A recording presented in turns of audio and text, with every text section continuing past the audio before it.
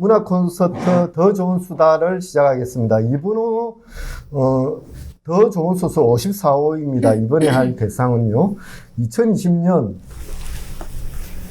아름다웠던 가을호입니다. 저는 사회를 맡은 정강모 소설가이고요. 제 오른쪽에 계신 분이 부산대학교 강사로 계시는 이희원 평론가입니다. 안녕하십니까. 제 왼쪽에 계시는 분은 김미양 독자분이신데요. 독서가이자 예비 창작자라고 합니다. 안녕하세요. 이분의 소설 작품은 김종찬, 성민선, 신호철, 오선영, 정우련, 허택 소설가 6분의 작품을 가지고 이야기를 하겠습니다. 자, 그럼 먼저 작가분들을 조금 소개를 하겠습니다. 자, 김종찬 선생님은 포스 자체가 이제 배를 배경으로, 평소에 이렇게 좋은 배를 타시는 분은 아닌 것 같고요. 이거는 그 배경으로 깔려있는 배이고, 1994년도에 월간문학에 등단하셔가지고 주로 해양 계통의 그 소설을 많이 쓰신 걸로 알고 있습니다. 작품집으로는 대서양의 민들레 외가 있고요. 자, 그 다음 분이요. 성민선님은 2011년도에 문학사상 신인상으로 등단하셨습니다. 지금 서울에서 아마 활동하고 있는 걸로 알고 있습니다. 신호철 선생님 여분 작품 프랙탈이고요. 2017년도에 부산일보의 신춘문예로 등단하셨고요. 예, 아직 책은 안 나오지 않으셨죠? 이렇게 한번 찝어줘가지고 빨리 책을 낼 수 있도록 동기부여를 하는. 자, 다음. 오선영 선생님은 작품은 지진지휘부인데요. 2013년도에 부산일보 신춘문예에 등단하셨고 작품집 모두의 내력이 있습니다. 정우련 선생님은 1990년도에 국제신문 신춘문예에 등단하셨고요. 작품집으로는 여러 개가 있는데 88 끓고 나서 사본간에 여러 권이 있습니다. 산문집으로도 편탁 동부의 아가씨가 있습니다. 허택 선생님은 치과 원장님이시고요. 끝나지 않는 작품으로 지금 실려 있는데요. 2008년도 문학사상 신인상으로 등단하셨습니다. 작품집으로 대사정군회가 있습니다. 이상으로 작가 소개를 마치고요.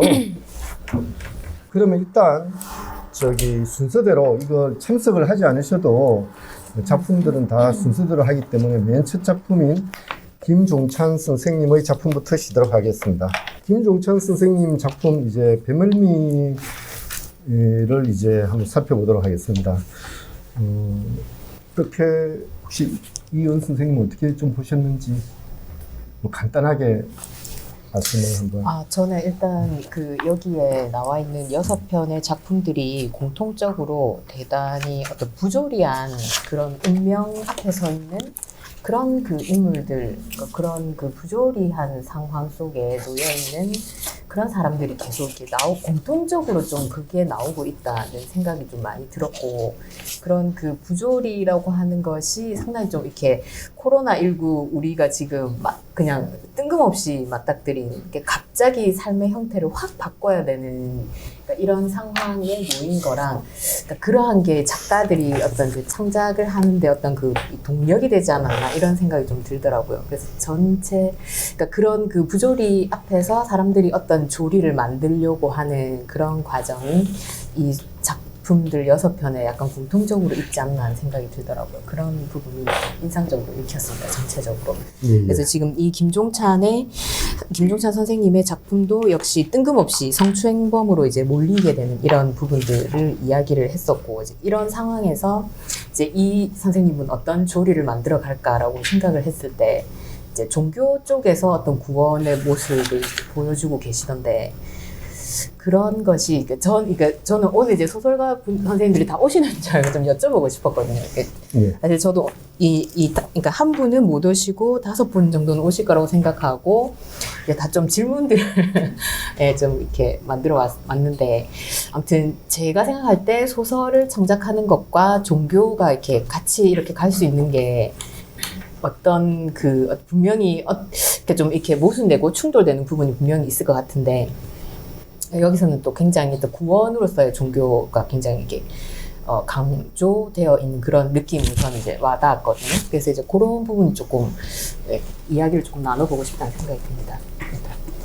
김미양 선생님 먼저 말씀을 간단하게 들어보고요. 저는 먼저 여섯 작품 공통적인 걸 느낀 거를 먼저 말씀을 드리자면은 저는 독자 입장에서 아무래도 소설집을 읽으면 한 작가 거를 살 때 이제 아무래도 여성이 쓴 30, 40대 작가분들의 거를 주로 읽게 되잖아요. 골고루 읽으려고 애를 써도 막상 그걸 계속 꾸준히 실천하기가 쉽지 않은데 이번 가을호에 보면은 연령대, 작가님들의 연령대나 성별도 골고루 섞여 있는데 그뿐만 아니라 네 개의 작품이 1인칭으로 설정이 되어 있는데 그 화자가 되는 주인공들이 처한 상황이나 나이, 연령대가 굉장히 다양했단 말이에요. 그래서 제 입장에서는 어떤 다양한 사람들의 삶을 대신 살아볼 수 있는, 그러니까 이 책 한 권으로 인해서 저의 그동안 어떤 시야가 좀 더 넓어지는 그런 느낌을 받았고, 말씀하신 것처럼 굉장히 부조리한 상황 같은 것들이 다양하게 나와서 저도 어떤 세상에 대해서 여러 가지 면을 생각해 볼 수 있는 계기가 되었고요. 저는 요 뱃멀미 때문에라는 첫 번째 작품이 저도 혹시 여기에 오시면 여쭤보려고 생각을 해온 게 있었는데 저는 이게 왜 1인칭으로 시점을 선택하셨을지 그 의도가 궁금하더라고요. 왜냐면 저희가 이걸 읽었을 때 억울하게 누명을 썼구나 라고 인식을 하고는 있지만 사실은 지극히 개인적인 자신의 관점에서만 이야기하고 있고, 오히려 그렇기 때문에 이 여성을 묘사할 때 그 일자리도 없이 빈둥비둥하던 말가닥들이라거나 아니면은 딱 봐도 나랑은 궁합이 안 맞을 것 같았다거나, 그냥 읽을 때부터 독자가 이미 객관적인 시각을 버리고 이 사람의 입장만 들어야 된단 말이죠. 근데 이거를 이렇게 하지 않고 차라리 좀 멀찌감치 떨어져서 이 선장님의 입장과 그 실비아의 입장을 고루 냉정하게 다뤄줬으면은 독자가 오히려 읽으면서 이것은 굉장히 억울한 상황이다. 이때 시대나 어떤 나라가 다르기 때문에 문화의 차이로 인해서 이 사람은 굉장히 억울했구나라고 오히려 더 그렇게 했을 때 공감할 수 있었을 폭이 좀 넓었을 것 같아요. 예.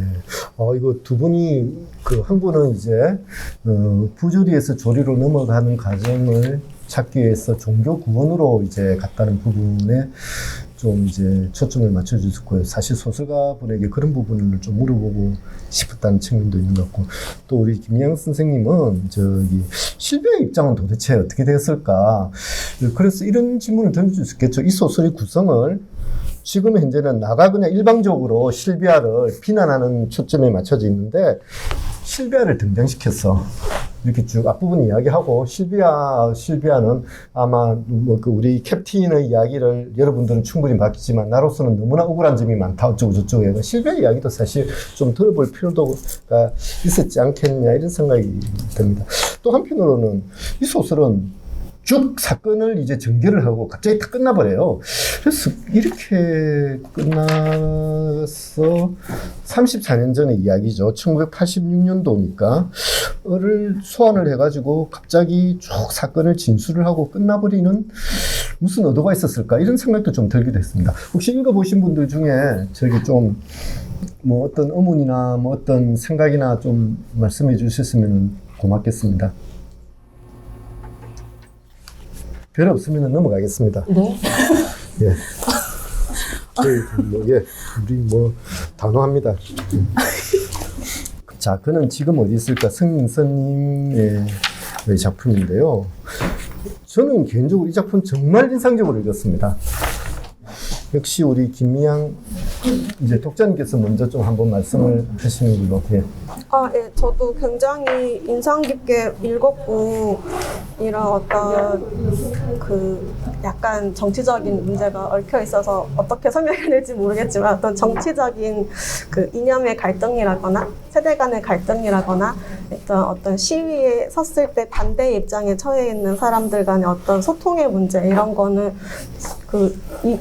계속 반복적으로 일어나고 있잖아요. 그런데 여기서는 이 나이 드신 주인공이 청년의 입장을 이해하게 되고, 윗집에 이사 온 청년을 통해서 자신의 아들까지도 다시 한번 삶을 돌아보게 하는 그런 스토리라서 굉장히 감동적으로 인상 깊게 읽었는데, 약간 궁금했던 게 이게 제가 이해하기로는 한 98년부터 일어난 안티 조선 운동이랑 2008년에 있었던 촛불 시위를 가지고 어떤 10년의 격차를 놓고 두 개의 사건을 연결하는 이야기 같았거든요. 제가 맞게 이해한 건지. 저도 그게 좀 이해는 잘 안 됐지만 아들이 이해가 잘 안 됐지만 예. 아들이 한 80년대 아닌가? 아니에요? 그러니까 아들 아들이 쪽, 예, 그 아들 안티 조선 쪽이 운동을 옛날에 하다가 예. 그때 잠깐 했던 그걸 아마 불러오는 바람에 좀 혼선이 생긴 게 아니냐 이런 싶은 생각이 그다음에 들고요. 이사 온 청년은 그 2008년, 왜냐면 이게 촛불 시위는 항상 최근에도 네. 있는 거지만 6월 후곡부분의 달과 겹쳐지는 촛불 시위는 2008년에 있었던 공영방송 시위 같거든요. 예. 그러면 그 10년의 터울을 놓고 이렇게 두 청년의 삶을 연결한 게 굉장히 인상 깊다고 생각은 했는데, 그러면 약간 제가 헷갈리는 게, 제가 도입부를 읽었을 때는 이 주인공 분이 굉장히 연세가 있는 분 같이 느껴졌거든요. 예, 예. 근데 이게 만약에 2008년에 있었던 일을 현재 시점으로 다루면서 1년이 지났다 이렇게 하고 있는 거라면 사실 주인공 분이 그렇게까지 연세가 드신 노인분은 아니시거든요. 예, 예. 그래서 이 작가분이 어떤 사건을 연결시켜서 나이 설정을 하신 건지 조금 헷갈리더라고요. 일단 월남전에 다녀왔다면 70대가 넘는다고 봐야 되거든요. 지금 2020년도에 그랬는데 일단 이런 여러 가지 의문들을 여기 참석을 안 하셨기 때문에 저희들이 풀 수 없는 게 좀 안타까울 따름입니다. 자, 우리 선생님, 아예 선생님 저도 네. 저는 이 작품을 읽고 예, 아무튼 그 세대 갈등이라고 하는 것을 이제 딱 이야기를 꺼내는 게 사실 쉽지 않은 문제인 것 같거든요. 그래서 우리 사회에 그러니까 그런 태극기 부대라고 소위 말해지는 그런 분들과 그다음에 젊은 층들이 가지는 정치의식이라고 하는 게 이 작품 안에서 보면은 근데 그들이 그러니까 그 사회 안에서 가지고 있는 그런 그 세력 정치에 대한 입장은 완전 정반대인데 결국 원하는 것 지향하는 바는 어떤 그 우리 좋은 사회를 만들자는 그거에는 공통인 거예요. 근데 그러니까 이 양측이 다 너무나 자기들이 정당한 상황이라는 거죠. 근데 이제 그거를 이제 표출하는 방식이나 그걸로 이 현실을 이해하는 방식에서의 차이가 이제 이런 그 세대 갈등을 만들고 있다라고 하는 것을 딱 보여주는 부분이고, 근데 그게 이제 그러니까 저는 노인이라고 나오는 그 분이 그러니까 얼마만큼 그 젊은 세대의 어떤 그것을 이해 또는 뭐 그러니까 그쪽에 대한 궁금증 뭐 이러한 것을 가질 수 있을까 하는 걸 사실 정확하게 잘 모르겠어요. 이 작품에서 뭔가 어떤 그런 그러니까 자기 아들의 USB를 발견했고 그 아들이 찍은 사진이나 이런 걸 통해서 이제 내 아들과 이 청년이 뭔가 이렇게 연결이 되면서 어떤 그 감정적으로 애정이 가는 그러니까 아들을 대하는 것 같은 그런 부분까지는 되는데 그것이 그러니까 이 어떤 세대에 대한 조금 그러니까 오히려 그러니까 그런 감정적인 것으로만 끝낸다는 것이 좀 아쉽기도 하고 사실은 그러니까 그런 그 입장들에 대해서 조금 더 들어갔으면 좋겠다 이런 그런 생각이 좀 들긴 했어요. 그러니까 그런 세대 갈등이라고 하는 것이 그러니까 그런 장면들은 우리가 영화라든지 이런 부분에서 사실 많이 좀 이렇게 익숙한 어떤 그런 이 패턴 같은 거거든요. 근데 결국 그게 그러니까 뭔가 우리가 어떤 낯선 존재들하고 딱 부딪힐 때 그야말로 나라고 하는 존재가 딱 표출이 되는 건데, 그러니까 이렇게 딱 충돌은 이 작품에서 나오지는 않는 것 같거든요. 그러니까 떠나고 나서 뒤늦게 알거나, 그러니까 이후에 뭐 되돌아서 생각을 하거나 이런 선이기 때문에 그게 그러니까 딱 충돌을 해서 직접적으로 대화를 하지 않는 선에서 이루어지는 것은 그러니까 결국 그러니까 주체가 생각하는 그 선에서 그냥 혼자 조금 더 넓어지는 정도이지, 그러니까 충격은 아니라고 생각하거든요. 그러니까 혼자 어느 정도 그냥 그러니까 감내할 수 있는 선에서 이제 그칠 수 있기 때문에, 그러니까 그러니까 물론 그러한 것이 이제 미학적으로 뭐 이런 부분에 대해서 생각을 해야 되겠지만 조금 만났으면 어떨까 이런 생각도 좀 들고 이런 그렇죠. 또 저는 오히려 이 정도의 설정이기 때문에 더 공감이 갔던 것 같아요. 왜냐면은 사람이 하루아침에 바뀌지는 않잖아요.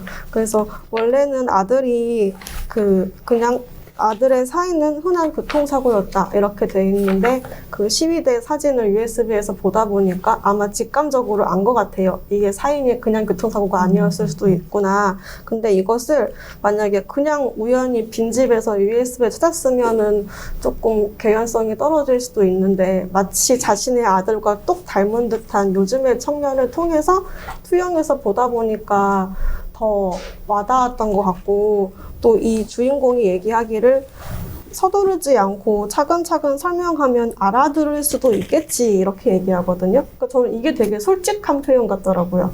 나는 비로소 아들의 입장을 이해하게 되었다라거나 뭐 요즘 청년들이 고민을 이해하게 되었다라고 했으면 오히려 그게 약간 과장된 표현일 수도 있는데 설명하면 알아들을 수도 있을 것 같다. 같이 대화를 해보고 싶다라는 선에서 끝나면서 계속 나는 그 청년을 기다리고 있다라고 했기 때문에 이게 저는 오히려 더 따뜻한 희망으로 느껴졌어요.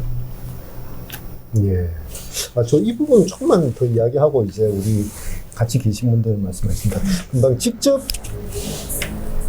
만났으면 직접 충돌했으면 어떻게 되었을까 하는데 저는 이게 금방 김영 선생님도 이야기를 하시는데 직접 만나고 이런 정치적인, 사회적인, 경제적인 이야기 전반에 관해서 이야기가 됐으면은 이 작품이 객도 확 떨어질 뿐만 아니라 억수 충돌되는 이야기. 진짜 우리 경상도 사투를 억수로 충돌이 돼가지고 이건 그야말로 그거 난사판 무슨 정치 토론회 비슷하게 그렇게 되는 것이 아닐까 싶다는 생각이 들고요. 한편으로 그다음에 이 노인분이 직접적인 소통의 문제인데 소통을 하기는 했죠. 자기 나름의 방식대로. 그래도 신문 보고서 같은 거 좀 해야지. 그 다음에 청년 보고 너무 그래 머뭇대고 주저대고 밖으로 나오지 말고 우리 때처럼 무엇이든 주저없이 좀 해봐야지. 이런 글을 끊임없이 이야기하고 있죠. 근데 이게 거의 그 일방적인 소통의 그 수준이거든요. 그런 측면들이 좀 있는 것 같아요. 그래서 이거는 정말 이 작품은 김양 쌤이 이야기한 것처럼 소통의 문제인데 소통의 문제를 간접적으로 이야기해가지고 오히려 전혀 소통이 되지 않는 그런 것들을 강조하고 있는 게 아닌가 이런 생각이 좀 드는 측면도 있습니다.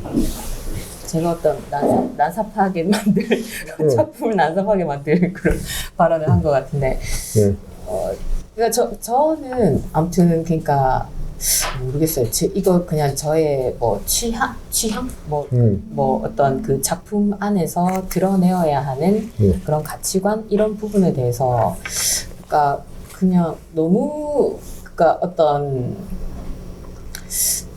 조금 그러니까 제가 이렇게 어떤 구체적인 충돌 없이, 그러니까 시간이 어떤 그 어긋나면서, 그러니까 뒤늦게 알고, 그러니까 이 첫 번째 작품에서도 그렇고, 뭐, 아무튼, 그러니까 딱 갈등이 이렇게 딱 부딪히는 이런 부분들이 거의 조금 잘 드러나지 않는 그런 게 좀 아쉬운 게 좀 있었던 것 같기는 해요. 예. 그래서 이 작품에서 조금 그렇게 그러니까 계속 미끄러지고 있는 이런 그 소통의 상태라고 하는 것이 지금 그 어떤 문제인 지점인데, 그러니까 그게 끝까지 계속 그렇게 되고 있다는 거에 대한 좀 아쉬움, 뭐 그런 것이죠. 어떤 사안에 대해서 정면으로 돌파하지 않고 약간 이렇게. 그러니까 뭐랄까, 그러니까 작품을 읽을 때 그런 것으로 어떤 갈등이 이렇게 봉합된다고 할까? 그냥 그런 식으로 넘어가고, 그게 어떤 문제에 대해서 깊이 있게 생각 안 했다 이런 건 아닌데, 그러니까 그런 문제의식이 그러니까 좀 쉽게 그냥 그렇게 이야기하고 넘어가는 게 아닌가. 그러니까 저도 이 작품이 어떤 정치적인 사안에 대해서 네가 조선일보를 이렇게 이런 식으로 저도 그거는 문학작품에서 하는 건 그야말로 난삽하다고 생각하고, 그러니까 그런 것을 제가 요청을 하는 것은 전혀 아니죠, 저도. 근데 어쨌든 어떤 상황에 대해서 충돌이나 갈등을 조금 그래도 좀 뭐랄까 약간은 아무튼 낯선 것들끼리의 충돌이 조금 더 있었으면 좋겠다는 그런 생각은 저는 있습니다. 하여튼 이 청년과 노인 간의 관계는 계속 좀 어긋나는 상태에 있는 것 같은데, 혹시 다른 여기 계신 분들 중에서 좀 이 부분을이라든지 또는 이렇게 읽었다 뭐 이렇게 말씀하실 분 계십니까? 없으면 넘어가겠습니다. 이제 프랙탈 이제 우리 신우철 선생님 작품이 나왔습니다. 일단 신우철 선생님 이 작품 좀 어떻게 쓰셨고 제목을 하필이면 또 난해한 프랙탈로 왜 지으셨는지 한 말씀 부탁드립니다. 저도 예전부터 제 소설에 대해서 내가 쓰고 싶은 방향에 대해서 말씀드린 적이 있는데 일종의 과학 소설을 쓰고 싶다고 예전에 한번 말씀드린 적이 있습니다. 과학 소설이라는 게 우리 요즘 SF나 그런 막상 과학도 좋지만은 그래서 이제 과학적 개념을 바탕으로 한 어떤 이야기를 풀어나가는 거를 한번 시도해 보려고 했거든요. 그래서 이 소설이 프랙탈이라는 게 술 말하면 물리학에서 가끔씩 나오기도 하는 용어입니다. 프랙탈은 자연 현상에서 자기 유사성을 띠는 자연 현상을 말하는데 우리 눈송이나 구름이나 혹은 해안선이나 브로콜리 모양이라든지 나무잎 모양의 자연적으로 늘 관찰될 수 있는 건데 우리는 유사로 보지만은 근데 그게 하나하나의 부분의 모습이 그게 확대를 해보면은 그보다 아주 미세한 부분도 똑같은 모양을 하고 있고 확대를 시켜봐도 똑같은 모양을 하고 있고 그게 어떤 경우에는 상당히 불규칙적한 걸로 보이지만은 사실은 굉장히 이 의미 있는 어떤 규칙에 의해서 이렇게 그런 모양이 나오고 한다는 이제 이 프랑스 과학자 멘델브로크라는 과학자가 처음 수학자가 했는데 저는 이제 그걸 가지고 한번 소설 이야기를 한번 꾸려볼까 싶어서 이 이야기를 만들었는데 적용을 했다고 하는 게 맞죠. 적용을 했는데 하나는 이제 기존 우리 소설가적 어떤 이제 과도 고민, 죽음을 받아들여야 하는 입장. 그래서 제가 이제 사실 병원에서 일합니다. 그래서 요양병원이나 이런 데 가끔씩 들러볼 때가 있는데 거기 보면은 이제 환자분들이 눈만 멀뚱멀뚱 뜨고 있습니다. 어떻게 보면은 요즘은 이제 법적으로 침대와 간격이 1m 이상 떨어지고 있는데 예전에 만들어진 병원은 1m도 채 안 됩니다. 침대와 침대 사이. 말 그대로 이런 말 하면 좀 그렇지만 죽음을 기다리고 있는 침대처럼 있는데 그 사람들은 요양병원이면은 사실 이 가족들 면회도 잘 안 나요. 왜냐면 거의 방치하다시피 이제 저도 처음 이제 그걸 보고 제가 이야기를 좀 길게 해도 됩니다. 왜냐하면 참석하지 않은 분들의 시간을 저희들이 가만히 자를 거기 때문에. 성견지명 있으시죠? 그 이야기에서 나오는 이제 에피소드들 이런 거는 요양병원에 있는 간호사 오랫동안 있던 간호사한테 이제 인터뷰도 하면서 어떤 재밌는 부분 좀 기억에 나는 일인가 물어보고 해서 이제 이렇게 이야기를 만들었지만은 사실 이제 제가 봐서 느꼈을 때는 저 사람들이 정신은 멀뚱멀뚱한데 자기는 1년 남았을까 한 달 남았을까 그야말로 죽음을 기다린다는 느낌이 많이 들었어요. 자기 죽음도 알고 있대. 죽을 걸 알고 있고 나도 앞으로 이제 세상이 이제 좀 지나면은 나도 저에게 가게 될 것 같구나. 왜냐면 세상이 예전처럼 요즘은 가족들 둘러싸여가지고 인정을 보는 시대는 지났다고 이제 느껴지더라고요. 그야말로 혼자서 자기 죽음 기다리고 그 다음에 내 죽음을 스스로 내가 이렇게 살아서 나는 내 나름대로 혼자서 마음을 정리하고 내 삶의 가치를 혼자서 가치를 정하고 혼자서 판단하고 혼자서 그거를 갈무리해야 됩니다. 그런 심정들을 어떻게 글로서 한번 표현해보고 싶더라고요. 그런데 이제 노인들만 등장시키기에는 좀 그렇고 그 중에서 이제 정말로 젊은 사람이지만은 정말 죽음을 받아들여야 되는 사람 그런 사람 한 사람 이제 등장을 시켰죠.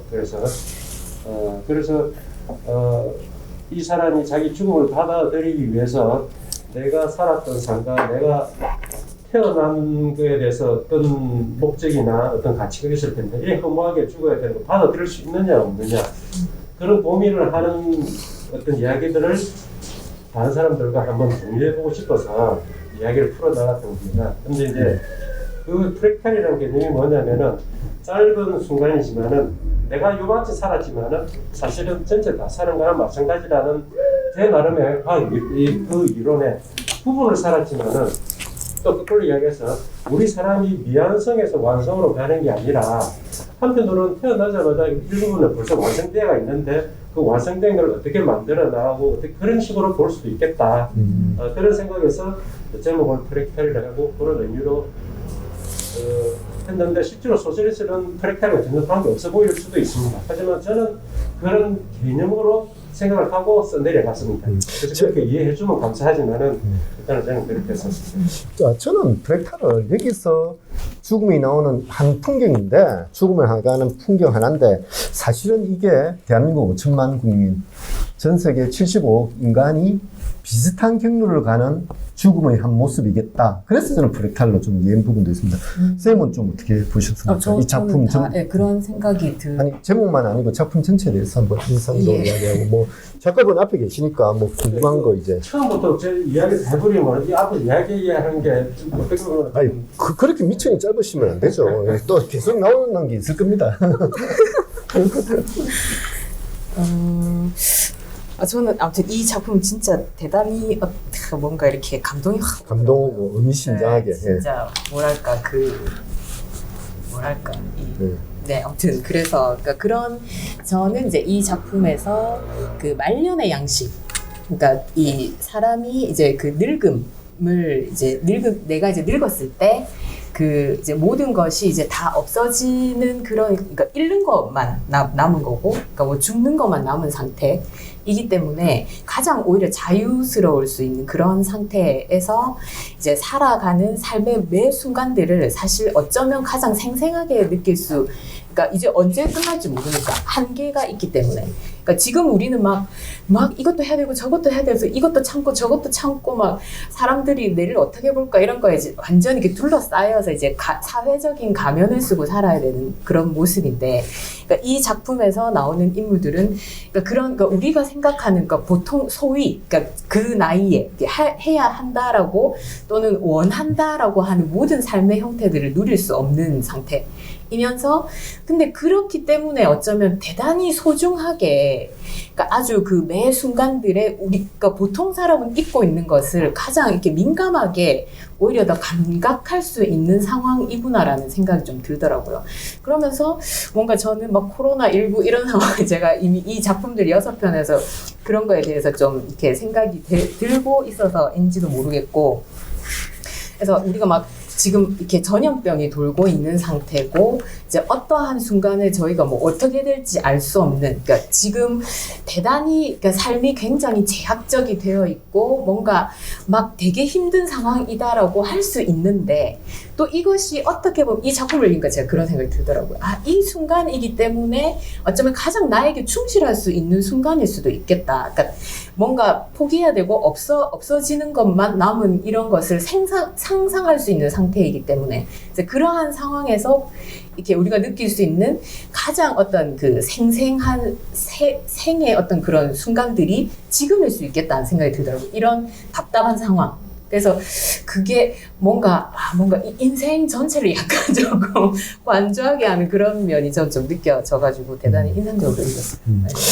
저는 이 작품을 2인 연극으로 관객은 한자고 2인 연극이고 그런데 그 중에 배우 한 명이 죽어버리고 갑자기 죽으면서 사라져버려서 딱 남은 배우가 하나인데 그 배우 남은 하나는 또 루게릭병이 돼가지고 연기를 할 수 없는 상황이고 이런 측면을 좀 주목해서 봤습니다. 선생님은 김희아쌤은 또 어떻게 보셨습니까? 네, 저도 그 인상 깊게 봤는데 제가 계속 서두마다 시점에 대한 얘기를 자꾸 하고 있는데 제가 그 습작을 소설을 하다 보면은 저는 삶의 경험이 아직 짧기 때문에 1인칭 주인공이면 저 같은 사람이 느낀 그런 시야에서 그런 감정에서밖에 표현이 안 된단 말이에요. 그래서 어떻게 호소가분들은 이렇게 주인공을 달리하면서 다양하게 표현할 수 있을까 그런 걸 항상 유심히 보는데 이번에 너무 좋았어요. 약간 요양병원에 있는 분들이라고 생각하면은 약간 저도 모르게 갖고 있는 편견이 있잖아요. 그렇죠. 말씀하신 상투적인 거. 죽음을 앞두고 있기 때문에 그죠? 무기력해 있고 맞아요. 근데 보면은 굉장히 발랄한 그런 것들이 있단 말이에요. 남자 좋아하는 엄마. 내가 바로 이 병원의 그 스티븐 호킹이다 이러면서 막 욕설도 생각으로는 하고 여기저기 재밌게 다니고 그런 면들이 있어서 저도 약간 한편의 영화 같기도 하고 재밌게 봤는데 그게 조금 어려웠어요. 말씀하신 것처럼 프랙탈이라는 요소가 나와 있고 이제 연극 무대라는 설정으로 계속 그 두명발 한 번 못 받았는데 무슨 주인공이라 따질 수는 있어도 왜 태어났냐고 따질 일은 아니다라고 하면서 병원 곳곳을 다니면서 어떤 공연 같은 상황극을 할 때만 뭔가 살아있음을 반짝하고 느끼고 그런 요소와 중간에 별에 대한 요소도 나오고 마지막 장면에는 굉장히 색조이가 큰 그게 되잖아요. 근데 이런 어떤 상징성이랄까? 어떤 시각적인 면들이 이렇게 맞물려서 확 한 번에 이해되는 거는 아니고 조금 제가 이해가 좀 짧아서 뭔가 약간 떨어져 있는 느낌이 들었어요. 근데 이제 선생님이 설명을 해주시니까는 떠오른 건데 그 프랙탈 그 패턴이 눈 결정에도 있는 거잖아요. 이 한 사람의 생애가 눈속이 같다고 생각하니까 뭔가 와닿는 게 있더라고요. 누군가가 계속 관찰하고 이걸 확대해서 들여다보면 그 안에 어떤 반복되는 패턴이 있고 모양이 있는데 봐주지 않으면 그냥 녹아버리면 사라지는 물이잖아요. 그런 느낌이 들어서 다시 한번 처음부터 정독을 하고 싶은 소설이다 그런 생각이 좀 들었습니다. 아니 다시 한번 처음부터 정독하고 싶다라고 하는 이런 좋은 이런 찬사를 들었는데 저도 소설 쓰면서 이런 이야기를 많이 들어야 되는데 저기 계신 분들 중에서 이 작품 좀 어떻게 보시는지 혹시 좀 하고 싶은 말씀이 있으신지 했으면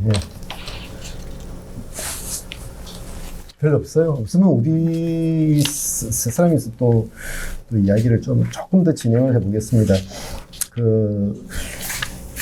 혹시 좀 작가분에게 물어보고 싶은 거 없습니까? 읽어보면서 왜 이거를 연극 무대처럼 했다라든지 하여튼 궁금한 게 있을 것 같은데. 연극 무대처럼 하셨습니까?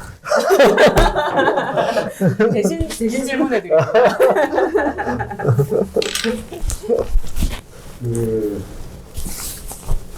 아까 연극 무대라기보다도 포인트는 자기가 주인공이냐 아니냐. 그래서 포인트는 주인공. 사실은 우리가 누구나 다 자기가 주인공이에요. 누구나 다 주인공인데 때로는 자기가 주인공임에도 불구하고 주인공이 아닌 것처럼 대부분 느껴져요. 사실은. 그렇죠. 네, 주인공이 아닌 것처럼 느껴지는데 그래서 그런 의미에서 연극이라는 걸 하면서 주인공이라는 주인공이라는 단어 자체를 조금 더 부각시키기 위해서 그렇다고 볼 수도 있겠죠. 네. 주인공 뭔가 또 쌤이나 또 혹시 작가분에게 읽으면서 참 이게 궁금했다 이런 게 있으면 궁금한 구절이나 또는 여러 가지. 저는 이 문장이 마음에 들었습니다. 우리는 쓸데없는 짓을 해야 할 숭고한 의무를 가졌다.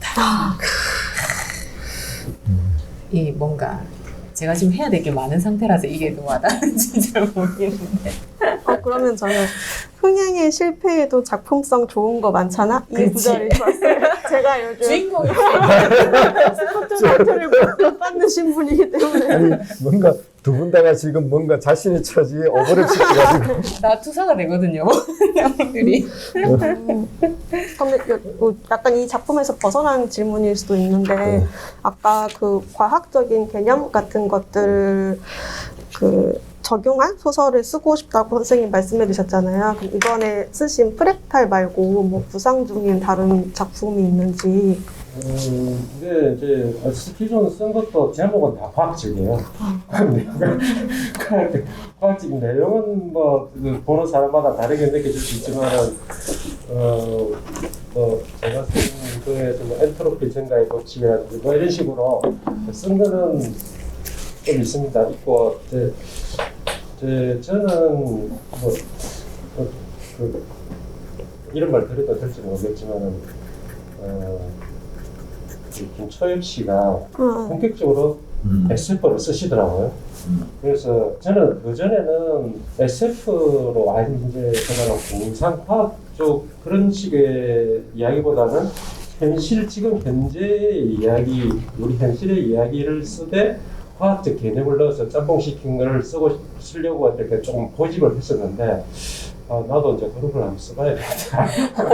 그 사람 그렇게 해서도 잘 나가는구나. 그런 생각을 하고 있습니다. 그래서 어느 정도까지 잘 나가고 싶으십니까? 그 사람보다 더 잘 나가고 싶어요. 주인공. 예. 아니, 금방 아주 중요한 이야기를 하나 하시는데, 저는 그 한국문학계에 있어서 일대 사건이 작년에 김첩 씨의 그거 우리가 빛의 속도로 갈 수 없다면 하는 그 소설집이 베스트셀러가 되고 됐다는 사실이 저는 우리 그 한국 신문학사에 있어서 정말 획기적 사건이라고 생각하는데, 왜 그런가 하면 핵심이 이거죠. 그동안 한국 문학계가 리얼리즘, 오로지 A부터 Z까지 다 리얼리즘으로 가는 코스로 갔는데, 그건 세계문학계하고 사실 좀 동떨어져 있죠. 그래서 금방 SF 쪽으로 또 좀 생각을 해보고 있고, 그 과학적 사실하고 리얼리즘하고 좀 버무려가지고 쓰려고 했지만, 김철우 씨 되는 걸 보니까 이제 완전히 써도 되겠네. 사실 김철우 씨 이전에도 SF 소설 쓰신 분들이 많았죠. 좀 뜨지를 못해서 그렇지. 이제 그런 측면에 어떻게 생각합니까? 그동안에 두 분에게 다 한번 물어보고 싶은데, 한국 문학계가 거의 리얼리즘 위주로 가가지고 한국에서는 판타지나 이런 것들은 장르 문학이라 이래가지고 아주 좀 하대받고 좀 천대받고 문학성도 좀 의심받고 이랬는데, 하여튼 이제 김철 씨 그런 작품이나 이런 걸 하면서 좀 이렇게 좀 뭔가 약간 트렌드가 바뀐다는 느낌이 드는 측면을 뭐 어떤 혹시 두 분 중에서 누구든지 말씀해 주시죠. 뭐 그 어떻게 생각하시는지. 그러니까 저는 그런 구분이라고 하는 것을 저는 그러니까 이건 그냥 평론의 입장이라기보다 그냥 제 개인적인 제 입장으로는 왜냐면 제가 그런 쪽으로 연구를 막 해봤을 때 이렇게 말을 할 수 있을 것 같은데 저는 그냥 개인적으로는 이게 평론가의 팽패입니다. 뭐 연구를 해봐야만 말하죠. 그냥 자연스럽게 내 느낀 거를 이야기하고. 네, 그러니까 그런 부분들이 저는 어쨌든 뭐 그러니까 요즘에는 그러니까 소설가 아무튼 작가가 상당히 사회적인 위치가 높은 상태에서 이제 그러니까 우리나라 역사적인 특징도 그런 것이 필요했던 그 아무튼 근대화가 일제 그쪽에서부터 시작했기 때문에 그러니까 그 좀 고상하고 엄숙하고 이런 부분들이 많이 부각될 수밖에 없는 그런 모습이 있었다고 생각을 합니다. 그래서 그런 하고 이제 뭐 어떤 식의 뭐 길한 관계 속에서 작가들이 자신의 포지션을 잡을 수밖에 없었고, 그래서 뭐 이후에 우리나라의 역사를 보면은 계속 어떤 뭐 싸워야 하는 큰 적들이 언제나 있는 상태가 지속이 되었기 때문에, 그러니까 그거는 우리 사회의 특징이라고 생각하거든요. 다른 나라도 그럴 수는 있지만, 그러니까 근데 이제 그런 부분들이 지금은 사실 그러니까 그런 게 아니잖아요. 수평적인 가치가 사실 더 이제 각광을 받고 있는 상태고, 그리고 이제 대중들도 대중과 뭐 작가 이렇게 구분을 하기에는 이미 이제 그런 시대가 아니기 때문에 대중문학이라고 하는 것이 부상하게 되는 거고, 그 대중문학은 과거의 대중문학과 분명히 모습이 다를 것이다라고 생각이 들 수밖에 없고, 지금의 대중을 반영하고 있는 대중의 기호와 뭐 이게 사람들의 기호겠죠. 그런 식으로 이제 맞물려 간다라고 저는 생각을 합니다. 그리고 뭐 이렇게 대중적인 어떤 과거의 뭐 과거라고 하긴 또 아무튼 좀 그렇지만 그런 속에서도 사실 뭐 이렇게 사람들의 어떤 욕구 충족이나 뭐 말하고 싶은 것을 말해주는 이런 부분들이 분명히 있기 때문에 그건 다 가치가 있다고 저는 생각합니다. 선생님 혹시 좀 그런 부분에 대해서? 근데 저도 최근 몇 년간 뭐 정세랑 작가라든가 정세랑 작가도 이렇게 있죠. 보면서 오히려 제가 독자로서 의아했던 거는 저는 지금까지 그 한국 문단이라고 해도 되나? 어떤 문학 출판 업계가 이게 그 순수 문학과 장르 문학을 철저하게 구분해서 그 책을 내고 상을 주고 이런다고 생각했었단 말이에요.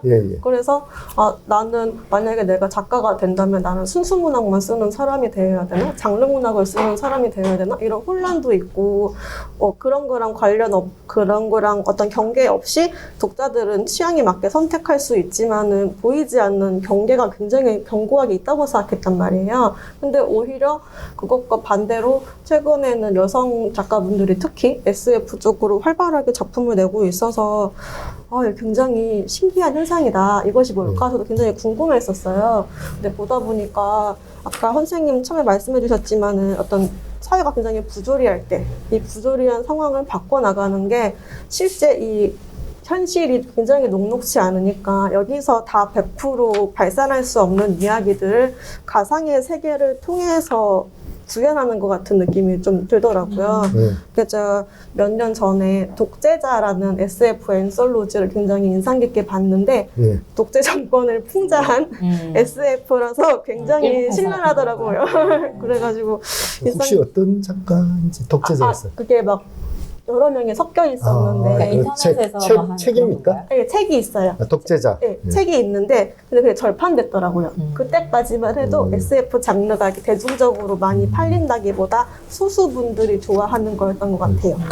그것도 굉장히 인상 깊게 봤는데 이제 최근에는 정말 아까 말씀하신 것처럼 SF가 오히려 더 반응이 좋고 막 이러니까 그러니까 아마 인터넷이나 이런 데에서 그런 작품들이 굉장히 인기가 많아요. 그러니까 장르 문학들이. 네. 그러면서 질도 점점 올라가고 사람들이 좋아하니까 그리고 또 돈도 되고 하니까 그게 이제 뭐 이게 또 책으로 묶이기도 하고 하니까. 금방 장르하고 순서에 대해서 그 이야기가 있었는데 저는 이렇게 생각해요. 사실주의 문학, 리얼리즘 문학은 19세기 부르주아 사회가 만드는 장르 문학이라는 거죠. 저는 그렇게 보는 거죠. 그래서 저는 한국 문학의 큰 병폐 중에 하나가 저는 옛날부터 이런 주장을 계속 해왔는데 사실주의 문학, 리얼리즘 문학에 집중되고 그것이 문학의 무슨 큰 그 본질이고 성인 것처럼 주장하는 것은 정말 잘못된 거다. 왜냐하면 19세기 사회에 특징적인 현상을 지금 20세기까지도 이렇게 확대시키는 그건 큰 오류다. 그것도 일종의 하나의 장르다. 사실주의라든지 리얼리즘 문학. 왜냐하면 문학의 기본은 저는 판타지라고 봅니다. 아라비안 나이트 같은 것부터 시작해가지고 옛날부터 상륙유사부터 시작해가지고 문학의 기본은 원래 판타지였고 서유기도 그렇고 뭐 수많은 서술들이 다 그렇죠. 마하바라타도 그렇고 인도시 모든 신화가 다 그거죠. 모든 신화에서 이제 문학이 출발하는데 하여튼 그런 부분들이 있습니다. 일단 그렇고요. 저기 우리 그 프랙탈에 대해서 좀 더 이야기 이 작가분 계시니까 또 뭐 궁금하신 거나 뭐 더 말씀하실 거 있으시면 이야기하시면 됩니다. 네. 네, 동그랗 공부하는 김혁기라고 합니다. 마침 리얼리즘이랑 SF에 대한 이야기가 잠깐 나왔었는데요. 네. 어쩌면은 실제로 기술적인 측면에 대해서 소설하는 부분에 대해서도 한편으로는 예민하게 감각을 가질 필요가 있지 않을까라는 생각이 듭니다. 한편으로는 아까 리얼리즘이라는 것 역시 그 시절의 하나의 장르로 보신다는 입장이거든요. 네. 한편으로는 지금의 SF 장르가 불리는 작품들이 이제는 현대에 와서는 리얼을 감각하는 감각 자체도 많이 달라졌기 때문에 이 무례한 상상이나 아니면은 지금 스마트폰이나 우리가 바로바로 정보를 공유할 수 있는 이런 연결된 감각들, 전공들이 한편으로는 더 이상 SF로서 이것을 봐야 될 것인가, 혹은 이미 도래한 리얼로서 이 서사들을 봐야 될 것인가 하는 부분들이 정세랑이나 불주업 작품들에서도 좀 보여진다고 생각하고 있습니다. 매체 변화는 상당히 중요한 것 같습니다. 각자의 어떤 성격이나 게 다 바꾸고 그러니까 한꺼번에 모든 사람들이 쉽게 이해할 수 있는 서사들이 더 이제 인기가 많아지기 때문에 조금 그러니까 아주 심각한 내면을 막 이렇게 파고들고 이런 것보다 이제 그런 식으로 이 작품 소비하는 것이 문학 소비의 어떤 경향을 만드는 것 같긴 하거든요. 그래서 이렇게 장르들이 그거하고 인간의 내면을 그하는 게 아니고 어떤 판타지적이지만 더 인간적인 걸 더 그럴 수 있죠. 그렇게 표현할 수 있는 그렇죠. 지진주의보로 넘어가겠습니다. 오선영 작가님인데 예. 좀 어떻게 보시는지. 이거는 개인적으로 공감 가는 구절도 많았고 어떤 이 지진이라는 소재라던가 어떤 일상에 갑작스럽게 균열, 어떤 재난이 닥치면서 그것이 엄마에게 닥친 재난과 나에게 닥친 개인적인 재난이 맞물리는 것과 그 다음에 싱크홀이 생겼는데 그 싱크홀이 땅에 생긴 게 실제로 내 마음에도 굉장히 공허한 구멍이 뻥 뚫렸을 거란 말이에요. 즉 그것들 사이에서 뭔가 위태롭게 자리를 잡아가는 과정이 굉장히 인상 깊었어요. 뭔가 이렇게 탄탄하게 잘 맞물려서 돌아간다? 그런 느낌을 받았습니다. 사실 저도 이 작품은 우리 작가님 오셨으면 저는 올 줄 알았는데 꼭 물어보고 싶은 게 있었는데 맨 끝에 왜 택시 기사 보고 여기서 내릴게라는 이 뜬금없는 이야기는 도대체 어떤 좀 배경이나 상황을 가지고 쓰신 건가?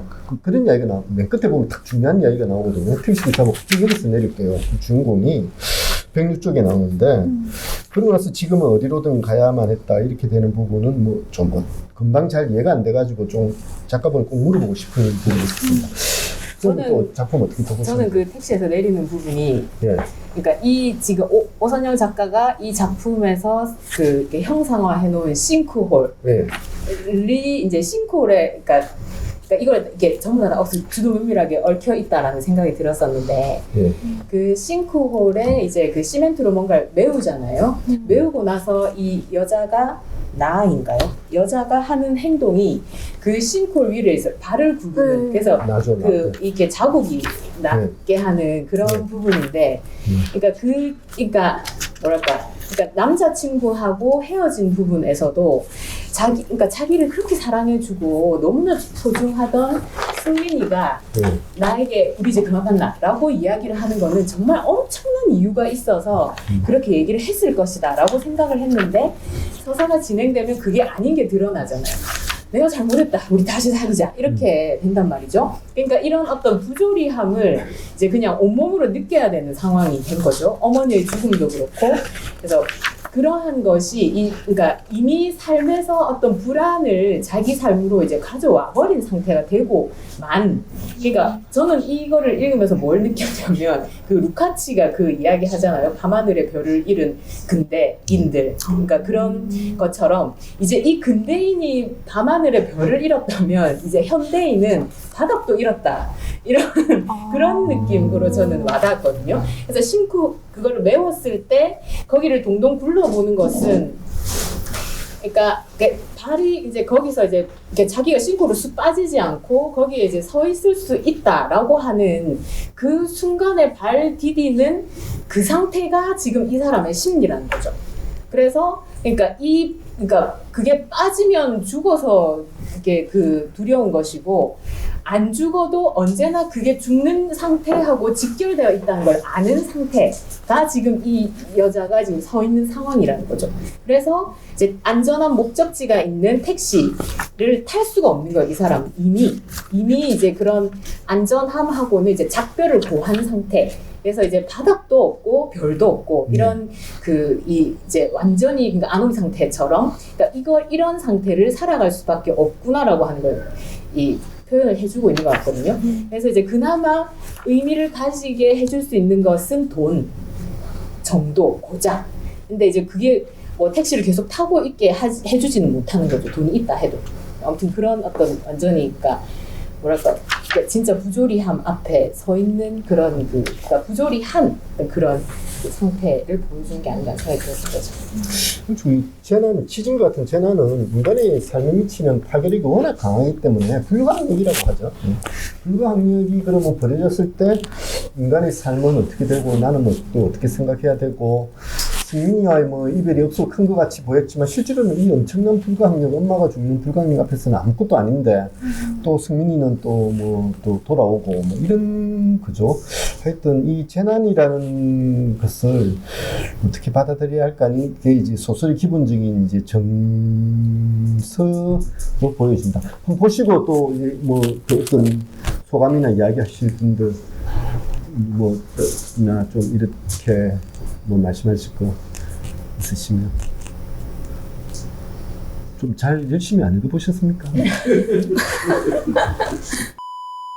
정말 외로운 그 말.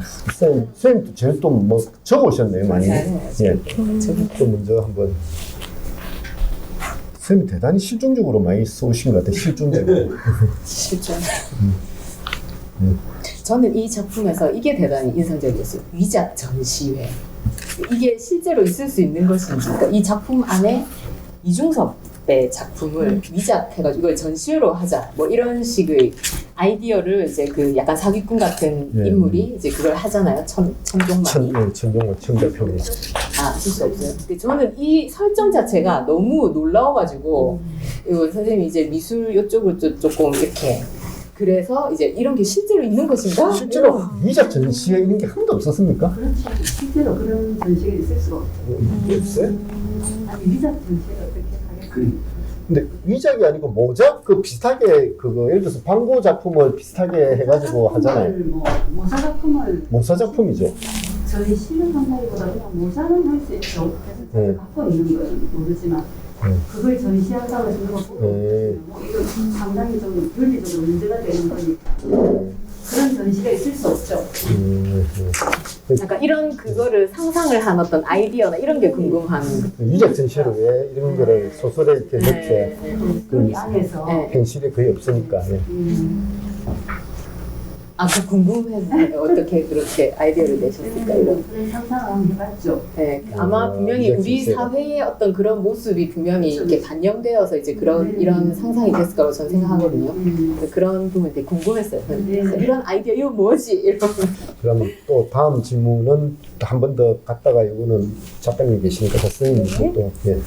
네, 저는 그 짧은 분량인데 등장인물이 굉장히 많이 나오잖아요. 예. 근데 그런데도 불구하고 이게 약간 혼란스럽지 않고 굉장히 좀 뭐랄까 이게 어떤 미술 사기에 대한 얘기라서 그런지 긴장감 있게 좀 이렇게 몰입돼서 읽었던 것 같아요. 근데 이게 약간 개인적으로 제가 그 미술에 대해서 잘 모르기 때문에 아쉬웠던 부분일 수도 있고 혹은 뭐 질문을 드리고 싶은 부분일 수도 있는데 예. 그 이 마지막에 보면은 결국 다루고 싶었던 주제가 어떤 정직성. 우리는 이 뭐지? 그 제목처럼 정말 외로운 그 말이라는 이 제목과 맞물리면서 이제는 이렇게 막 정직함을 요할 수 없는 사회가 되어버린 그런 어떤 안타까움을 다루고 있잖아요. 근데 여기 나와 있는 어떤 미술 작품들을 우리가 이거를 독자 입장에서는 실제로 볼 수가 없고 이 소설로 쓰여진 어떤 활자를 통해서 접하게 되니까 이 미술 작품의 어떤 색깔이나 붓터치라던가 아니면 조각상이 뭐 형상이라던가 이런 거를 좀 더 구체적으로 묘사하면서 그 안에서 어떤 이게 과연 진실된 작품인지 당신은 알 수 있겠느냐고 질문을 던지는 뭔가 그런 표현이 좀 나왔으면 좋겠다는 생각이 들었거든요. 뭐라고 말해야 될지 모르겠어요. 예를 들어서 막스비를 얘기하면서 이거는 사과 반쪽을 잘라놓은 형상이라고 했는데 이 사과 반쪽을 잘라놓은 형상이 그 주제와 혹시 관련이 있는 건지 아니면 그냥 막스비의 작품 중에서 뭔가 좋아하시는 거를 뭐 가져오신 건지 이렇게 뒤에 보면은 노아의 방주 또 배 작품이 나오잖아요. 이런 것들이 어떤 주제를 전달하는데 의도가 있어서 배치하신 것들인지 그게 좀 궁금해요. 그 막스빌 작품은 그렇게 아주 많이 알려진 작품은 아닌데 그 진짜 사과 반쪽을 딱 잘라는 것도 말 그대로예요. 그러니까 그런 표현은 너무 이렇게 쉽게 말해 적합한 표현이기 때문에 사과 반개를 딱 자르면 생기는 그 형상이 있잖아요. 그죠? 그런데 막스빌 작품이 진짜로 딱 사과 반 잘라놓은 것 같은 작품이거든요. 그러니까 누가 봐도 이렇게 딱 알 수 있는 건데 그걸 위작으로 그 작품을 무마를 하려고 했잖아요. 위작으로 해서 그 어마어마한 돈을 갈취를 하려고 했던 그런 어떤 사람들의 그 정직하지 못한 그 정말 그건 또 위약도 아니고. 실제 그런 사례들이 좀 있습니까? 조각이나. 있죠. 이거는 실제 있었던 사건이에요. 어느 게 실제로 있습니까? 그 막스빌 딱 잘라놓은 그 사건이 실제 있었고 그 다음에 위작 때문에 살인 사건이 이거는 이제 하여튼 뭐 저 이야기를 언젠가는 내가 한번 써야겠다. 그래서 우선 아까 그 인물이 너무 많이 나왔다고 그랬는데 이게 단편에는 사실은 그 등장인물들이 단일한 인물들 이래 되는 건데 하여튼 그런 생각이 조금 있어서 한번 그러니까 이거는 그러니까 제목이 정말 외로운 그 말이잖아요. 그런데 그 말은 앞에 정직성을 제가 뺀 거거든요. 그건 이제 소설을 읽으면서 이게 정직성에 관해서 하는 이야기구나 하는 걸 이제 알게 될 거라고 생각하고 제목을 그렇게 썼는데 거기 나오는 이 정말 외로운 그 말이라는 그 가사는 그 뒤에 제가 소개해 놓은 그 사람의 유고 전에 그 사람이 부산 그 우리 비엔날레 2002년도에 작품을 출품하고 그 작품을 세우는 날 태풍이 왔어요. 근데 작품을 세우는 날 이 사람 집에서 죽었어. 그래서 그 작품이 이제 유작이 돼버렸거든요. 그래서 그분 전시에 갔더니 어니스티 그 노래를 이 사람이 개사를 해가지고 그 부르는 걸 테이프에다 녹음을 해서 그 한 구석에다 이렇게 틀어놨더라고요. 소름이 끼치는 거 있죠. 그 사람이 그러니까 뉴욕에서 활동을 하다가 한국에 와가지고 한국 사회에 이 너무나 이 거짓으로 그 이렇게 물들어 있는 정직하지 못한 이 사회에 대해서 굉장히 상처를 많이 받은 거예요. 그래서 이제 그 사람 그 노래의 그 정직성 정말 외로운 그 말 이렇게 그 빌리 조엘이 부른 그 노래를 이제 개사를 한 어니스티를 개사해서 부른 건데 하여튼 그래서 그 어떤 이 인간의 정직하지 못한 그런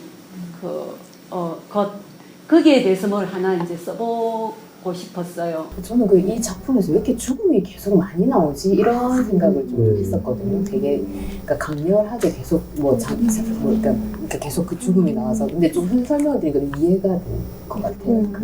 그러니까 죽음과 정직성이 이런 그 상황이 거의 죽음의 어떤 그런 거하고 좀 이렇게 연결되는 부분까지 생각을 하시는 거. 그렇죠. 그걸 생각을 한 거죠. 저기 천중만이라는 사람이 소설에 보면 천하랑을 하면서 아주 수완이 좋은 사람으로 나타나는데 물론 이제 아까 말씀한 대로 우리 한국 문학가가 깨끗한 건 별로 돈이 안 되기 때문이고 그래서 청렴한 모습인데 미술품은 워낙 단가가 크고 빌딩 하나를 지으면은 그 빌딩 하나에 들어가는 그림을 어떤 에이전시 있는 사람들이 일괄해가지고 지가 책임을 넣고 착착착 1층부터 몇십 층까지 그걸 한다 그러더라고요. 그러니까 돈이 아주 많이 들고 하는데 어떻게 쌤은 예술가 수완 이런 천하랑식의 수완에 대해서 좀 어찌 생각합니까? 이 소설에도 그런 이야기들이 많이 나오는데 각교수는 아주 그런 거 비판적이고 저희가 당연히 정직해야 된다고 보죠. 아무리 이렇게 수완을 부려서 많은 돈을 자기가 번다고 하더라도 결국은 죽을 때 다 두고 가잖아요. 갖고 가는 사람은 없잖아요. 그게 선택이죠. 어떻게 살 것인가는 자기 선택이죠. 그런데 세상을 그렇게 오염시키면서까지 자기 어떤 이익을 위해서 그렇게 혈안이 된다는 건 정말 제거해야 되는 인물 중에 하나 아닐까. 저는 그런 생각도 들었어요. 그러니까 이 교수 같은 경우에는 자기가 사회적인 지위가 있잖아요. 그러니까 그런 같은 그런 사람이 있지만 어느 정도 대응할 수 있는 힘이 있는데 그런 게 없는 사람들은 이런 순간에 어떻게 해야 될까 그런 고민이 들더라고요. 그런 게 없는 사람은 이렇게 곽 교수처럼 이렇게 정면에서 그 사람은 안 된다, 절대로 안 된다. 일단 마지막에 제가 여운을 조금 남겼는데 저는 이제 쓸 때는 총장한테 그걸 투서를 쓴다고 저는 생각을 하고 쓴 거거든요. 물론 그 사람 천을 만났을 때 전혀 내색을 안 하잖아요. 안 하고 나오지만 이 박 교수의 성향은 절대로 그냥 이걸 그 사람에게 그런 기회를 줄 사람은 아니거든요. 그래서 이제 그렇게 하고 나오는데 참 진짜 그를 대항할 수 있는 어떤 아무 이렇게 입장이 안 되는 이제 저 같은 사람은 이제 멀리서 보고 그것만 이렇게 가슴만 답답한 거죠. 더 최악일 걸 상상을 해보면 천중만을 위해서 일을 해야 될 수도 있는 상황이거든요. 그렇게 얽혀 있을 때. 그러니까 그 사람은 가해자이자 피해자이자 이렇게 될 건데. 그럴 때는 이제 결국은 내부 고발을 하거나 이제 나오겠죠. 저 온갖 사람이 내부 고발하면 또 우리나라에서 내부 고발자가 다 다시 당하는데. 그래도 우리가 요산 선생님의 정신을 이어가다. 저도 그 이야기를 선생님 이야기 들으면서 문득 떠오르는 궁금증이 이 창작의 범위가 어디까지 인정될 수 있느냐. 우리 얼마 전에 네, 그 네. 조용남 씨 예를 들어 화투 그림을 내가 아이디어는 제공했는데 실제로 그리고 채색하고 이렇게 그림을 그리고 하는 거는 조수를 시켜서 했단 말이에요. 근데 이게 내 작품이다. 근데 지금 법에서는 창작품으로 인정을 받는다. 앞으로 AI가 발전하면은 우리 소설에서도 큰 줄 그리만 내가 입력하고 나머지는 문장 만들고 하는 거는 기계로 만들어 놓으면 그게 내 작품이 되느냐. 사실 나는 글을 쓸 때 정말 더 힘든 거는 큰 줄거리를 생각했는데 실제로 엮어 나가면서 열개처럼 이렇게 앞뒤 맞추고 하는 그게 더 힘들단 말입니다. 근데 그림 그릴 때 내 아이디어 화투 8강짜리 하나 넣고 1강 하나 넣어라. 나머지는 알아서 구도 맞춰서 니 할 줄 알지? 그래 해가지고 그걸 하면은 내가 다 지시해서 그린 거다. 내 작품이다. 이게 인정될 수 있느냐는 거죠. 나는 창작의 범위가 법을 떠나서 우리 이제 소위 말하면 작가로서 양심이라 해야 되나? 혹은 우리 나름의 어떤 기준이라고 해야 되나? 이런 거에서도 한번 이야기할 필요가 있을 것 같아요. 예. 근데 법에서는 그런 사람들 많아요. 미술계도 그렇게 한다 하더라고요. 네. 관례처럼 그냥 한다 하더라고요. 근데 이제 굉장히 뭐 이렇게 힘든 작업 이런 데서는 그렇게 하지만 조용남 정도의 어떤 그런 작업 가지고 그렇게 하진 않아요. 그러니까 이게 법적으로는 일단 뭐 무혐의 뭐 이렇게 났지만 실제로 그 미술을 하는 사람들 쪽에서는 그 조용남을 그냥 미술하는 사람이라고 쳐주지도 않죠. 그렇죠. 맞아. 전혀 그냥 쉽게 말하면 연예인이니까 연예인이 하는 어떤 여기 뭐 그런 정도로 봐주는 거죠. 핀란드로가 또 살아왔으면 어떻게 또 했으면 모르는데. 자, 다음 작품 이제 그 마지막 작품입니다. 혜택 선생님의 끝나기 위한 삶. 이 왼손이 오른손을 이래가지고 아주 특이하게 지원되고 있는데요. 자, 이거 선생님부터 먼저 선생님 말고 혜택 선생님부터 먼저 왜 왼손 오른손과 왼손 이런데 말씀해 주시죠. 일단 내 마스크 벗은 거는 조금 전까지 마스크를 하루 종일 끼고 있다가 아침에 내가 쟀을 때 가면 꼭 온도를 재거든요. 36.1도였고 나올 때 내가 재보니까 36.7도라서 일단 내 나름대로 방을 했다 해가지고 여기 와서 좀 솔직히 난 요 순간은 마스크에 대해서 해방되고 싶어가지고 그래서 사실 벗고 있으니까 예 진짜 그래서 난 일상화됐던 거니까 그래서 아니 사실 그래요. 내가 5시 반에 환자들 오늘 간두겠다. 내가 오늘 어디 간다. 지금 5시 반부터는 소설가로 내가 싹 변신해 갈 테니까 간호사 보고 일단 5시 반까지 내가 의사로서 행동하겠다 딱 하는데 5시 딱 반쯤 나올 때 보니까 한 50대였던 여자가 한 1년 전에 치료받던 여자가 왔는데 좀 멀리서 왔어요. 양산 쪽에서 와가지고 병원 간도 뭐 직장 간도 갔는데 막 아프다고 막 그러더라고. 굉장히 아파서 도저히 안 되는데 그걸 보니까 이거는 좀 시간이 오래 걸리는 진료라서 내일 좀 왔으면 좀 해가지고 부탁을 했는데 그 여자는 너무 아픔이라 하겠다. 그 순간에 나는 좀 많이 좀 솔직히 말해서 의사냐 작가냐 내가 갖고 있는 자유에 대한 어떤 순간적인 고민이 생기더라고. 사실 나도 뭐 사실은 의무적으로 가질 수 있는 삶이 있지만 또 그 다음에 내가 갖고 있는 또 새로운 게 있는데 그래서 그렇지만 일단은 그 여자도 자기가 양산에서 오고 뭐 직장도 가니고 지금 안 돼. 내일은 못 옵니다. 절대로 1년간 그러니까 거기서 아픔이라 하는 게 뭐죠? 결국 모든 것은 아픔에서 시작되는 운명이 인생이 시작되는구나. 그래가지고 사실 내가 뭐 어차피 의사니까 사실은 모든 사실은 뭐 그러고 나이가 뭐 조금 그래가지고 60, 70 다 돼가니까 결국 모든 것은 뭐 마음의 병이든 뭐든 병에서 없으려고 하는 생존적인 의미로서 시작되는 게 인간인 것 같아서 사실은 그동안 작품들을 굉장히 몸에 간 게 들어요. 역시 어떤 것은 또 그랬는데 사실은 등단하면 사실은 조금 가다 보니까 조금 매너리즘에 빠지는 것 같은 느낌이 들어요. 솔직히 말해서.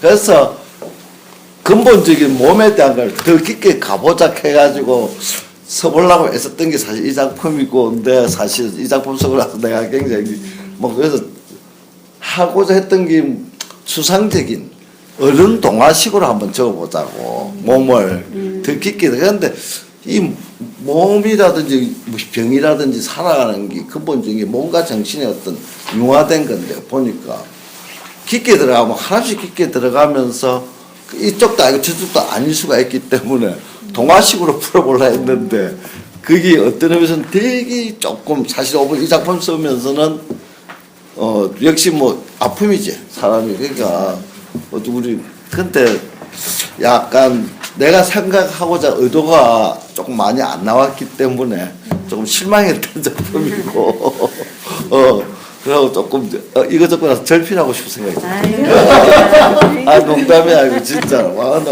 여기 소설가들 항상 작품 쓰고 나서 그 하품 같은 게 깨지고 나면 진짜 이제 절필해야 되나 이런 늘 갈등 생기고 하는 그 고민의 일단을 하나 말씀해 주시면 이 작품 정말 참 옹기 같은 옹기, 흙이 뭐 이런 이야기를 참 많이 어떻게 선생님 좀 보시고 김영 선생님.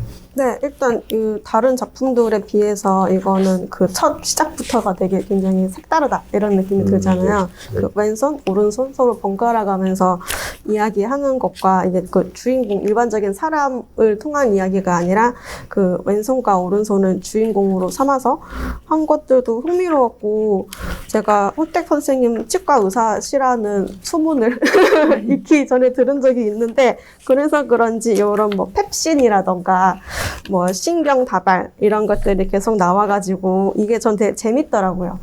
네, 오히려 이런 어떤 그 몸에 대한 용어랄까? 의학적인 전문 용어랄까? 이런 거를 더 많이 섞어서 이야기를 했으면은 어땠을까라는 생각이 드는데 그 허기, 온기, 도끼 이런 말들이 조금 너무 많이 반복된다는 느낌이 저는 약간 들었거든요. 아니면 초반에는 그런 말들이 흥미로웠는데 이제 여러 번 이렇게 이야기를 끝을 가면 갈수록 너무 동어 반복 같은 표현들이 나오는 것 같아서 오히려 그 허기나 온기 같은 거나 뭐 36.5도 이런 것들을 더 전문 용어로 과학적으로 어떤 의학적으로 표현해 주셔도 독자들이 재밌게 읽을 수 있었을 것 같다는 생각이 저는 들었어요. 그런 부분이 잘 주셨는데 그 전문용어들하기 너무 복잡해가지고 설명을 붙여야 되기 때문에 진짜 고민했던 걸 바로 좀 수영 좀 저는 이 작품을 읽고 그러니까 선생님 그 통증 말씀하셨잖아요. 그러니까 이 작품에서 그러니까 오른손과 왼손이 되게 선과 악으로 이렇게 명확하게 딱 구분이 되어 있고 그러면서 이제 우리는 보통 어떤 그런 선과 악을 판단할 때 그러니까 공감이 이제 좀 그러니까 뭐 누군가가 나를 아프게 했다 너무 아프다 뭐 이런 거라 그러니까 뭐라고 해야 되지? 그러니까 이 어떤 선과 악을 내가 선택을 해야 되는 어떤 순간이 올 때 뭐 내가 뭐 누군가를 저렇게 아프게 했을 때 그러한 것에 대한 뭐 죄책감이라든지 뭐 미안함이라든지 또는 뭐 아무튼 그런 감정적인 부분하고 연결이 될 것 같은데 요 작품에서는 그냥 그러니까 뭐랄까 그러니까 뭐라고 해야 되지?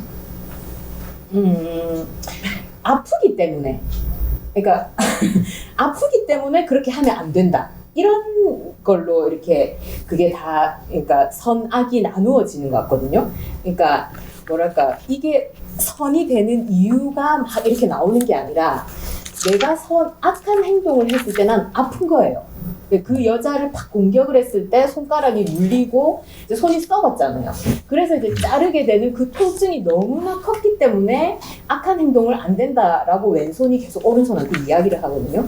그래서 이런 식으로 그러니까 그리고 또 왼손이 뭐라고 하냐면 36.5도를 가지고 있을 때 가장 편안하다라고 이야기하는 거거든요. 그러니까 편안하다는 것은 효율성하고 연결이 되는 거고, 그러니까 우리가 통상적으로 어떤 뭐 선악을 나누거나 윤리를 따질 때 구분을 하고 좀 다르다. 왜 이렇게 설정을 하실까 하는 게 좀 궁금하긴 하더라고요.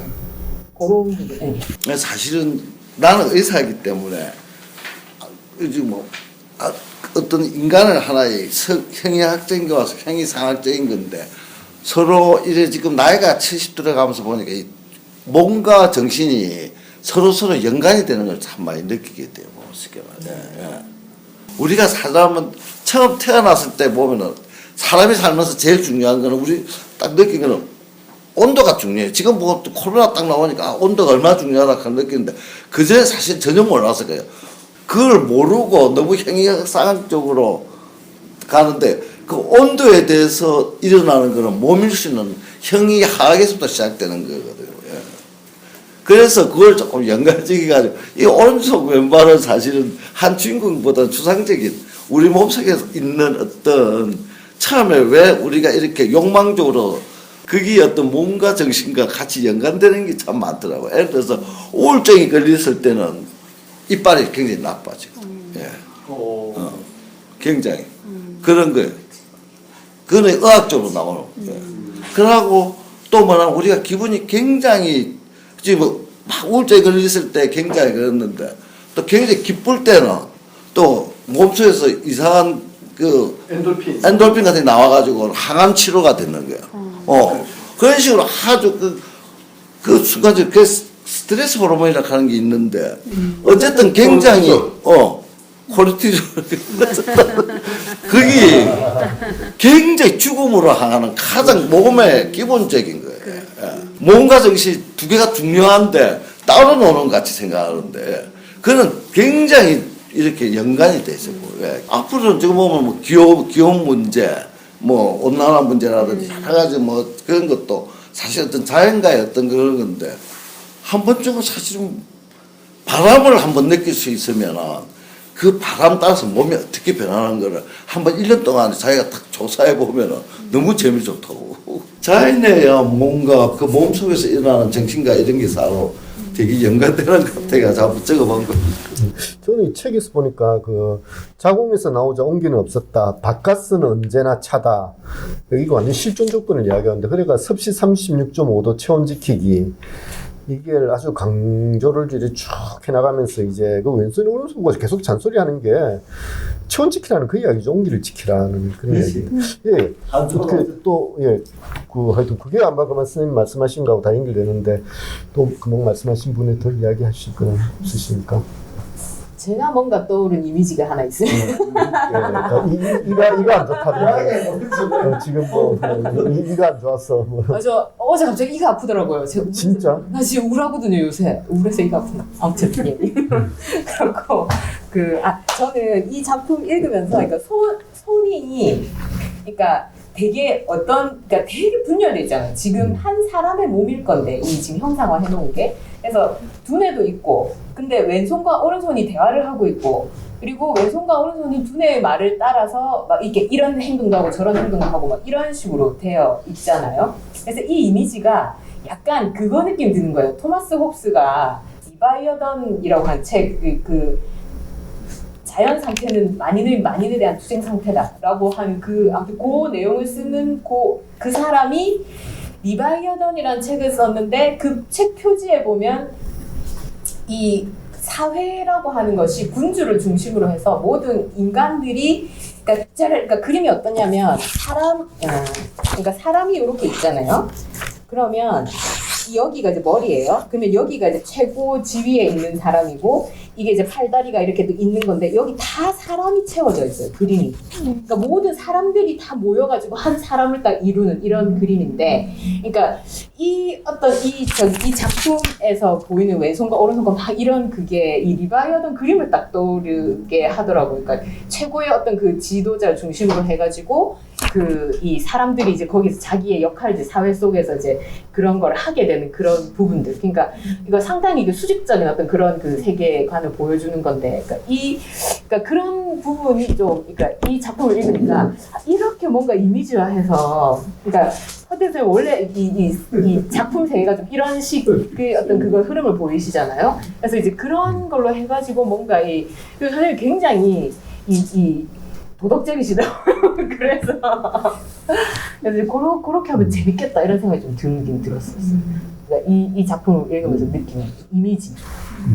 그렇죠. 김미영 쌤 혹시 좀 더 말씀하고 싶으신 거는? 네, 저는 요 엄마 뱃속의 온기는 36.5도였다 하면서 그 뱃속에 있을 때부터 이미 그 온도에 있기 때문에 이게 어떤 살면서 그 자신의 온기를 유지하고자 하는 거는 인간의 어떤 생존 본능이다, 이런 내용이 좀 담겨 있는 것 같은데, 그게 어떤 생물학적으로 어떤 생체가 유지할 수 있는 36.5도의 온기만을 얘기하는 게 아니라 이 부유관 원장 할아버지나 꽃집 할머니의 사례를 보면은 그 타인에게서 받은 어떤 따스한 온기, 그렇죠. 어떤 감정이나 아까 말씀하신 선 같은 걸 공감과 정서의 온도. 예, 정서의 온기 또 함께 다루고 있단 말이에요. 저는 그래서 약간 아쉬웠던 게, 이 물론 얘네는 왼손과 오른손이니까 철저히 내가 속한 이 주인을 위해서밖에 움직일 수 없긴 하지만은, 할머니나 이 중간에 반지하 방에서 그 폭행을 당한 여성에 대한 반성은 끝끝내 나오지 않고 계속 나는 어떻게 해야 돼, 저렇게 해야 돼 라고 손길이의 갈등만 있으니까 그게 조금 아쉬운 부분이 들었어요. 차라리 그 스스로 이렇게 온기를 채우기 위해서 그 갈팡질팡하고 고뇌하는 인물이라면 한 번쯤은 시선을 바깥으로 돌려서 타인에게 먼저 온기를 줌으로써 또다시 온기를 받는 아까 동화 같은 결말도 가능하지 않았을까라는 생각이 들고, 저 질문 하나 해도 예. 시간이? 저 질문이요. 마지막 질문으로 하겠습니다. 아, 예. 시간이 되고. 여기서 말을 많이 했 처음에 엄마는 그 미혼모라는 낙인이 찍힌 채 출산 다음날 어디론가 사라졌다라고 해서 이 주인공이 출생부터 굉장히 온기를 느끼기 힘들고, 그런데 할머니는 그 가슴을 주물러서도 내 아들 같다 이러면서 보듬어 주셨잖아요. 마지막 결말에 보면은 엄마도 아빠도 모두 혼자 체온을 지키려고 떠났고 이렇게 돼 있단 말이에요. 혹시 이 작품에서 드러나지 않지만 이 아버지가 대체 뭐 하는 사람인지에 대한 그 설정을 사실은 하시는 그래 분 질문도 좀 제가 솔직히 말해서 네. 할 말이 없는데 네. 그 좀 상징적으로 그래서 제가 그랬잖아요. 추상적인 걸 의미하는 거지 리얼리즘 소설은 절대로 아니에요. 그래서 어떤 동화다. 그러니까 엄마라 하는 상징, 아버지라는 상징, 어떤 그런 거 그게 어떤 거지. 요건 딱 제가 그래서 내가 고민을 많이 했던 게 이거는 리얼리즘 소설이라는 게 아니고 상징적인 추상화된 어른 소설을 한번 쓰고 싶었던 구체적인 실존적 조건을 갖춘 존재가 아니다, 그런 말씀이시죠. 그러니까 어떤 한 개인이 아니고 우리 본인 자체 누구든지 갖고 있어요. 내 몸속에 어떤 나쁜 욕망과 좋은 욕망이 항상 있다 아닙니까? 반성하고 오늘 아침에 보면 내가 좋은 일인 것 같고 어저께는 나쁜 일인 것 같고 누구한테 그런 어떤 감상적인 자기 몸속에 나왔다는 사실 그런 질문도 진짜 대답하기가 좀 어려운데 그 상징적입니다. 전부 다. 네, 알겠습니다. 자, 이제 이 질문을 끝으로 이제 문학 콘서트 더 좋은 스타, 더 좋은 소설 54호를 마치도록 하겠습니다. 네, 참석한 여러분들 모두 고맙습니다. 긴 시간 감사합니다.